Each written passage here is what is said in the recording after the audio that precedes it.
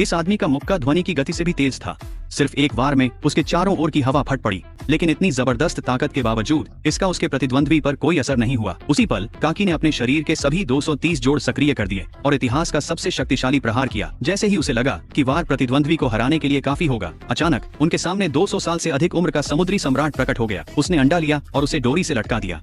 पल भर में अंडा साफ साफ 2 हिस्सों में कट गया। फिर समुद्री सम्राट ने समझाया, इंसानों के पास सिर्फ 230 जोड़ नहीं होते। अपनी खुद की ताकत से तुम और भी जोड़ सक्रिय कर सकते हो। जितने चाहो उतने जोड़ हो सकते हैं। उस रात बाद में काकी अपने कमरे में अकेले अभ्यास कर रहा था, लेकिन जब उसके सामने अंडा रखा था तो वह समझ नहीं पा रहा था कि उसे 2 हिस्सों में कैसे बांटे। निराश होकर उसे समझ नहीं आ रहा कि वह क्या चूक रहा है। अचानक उसके दिमाग में जानवरों की छवियां और अपनी ट्रेनिंग की यादें कौंध गईं। जैसे ही सूरज निकला उसे झटका लगा। उसे समुद्री सम्राट की बात का सार समझ आ गया। उसने कल्पना करना शुरू किया कि उसके हाथ अनगिनत जोड़ों से बने हैं। अगले ही पल उसके सामने रखा अंडा तुरंत 2 हिस्सों में कट गया, लेकिन फिर भी उसे लगा कि यह शक्ति पर्याप्त नहीं है।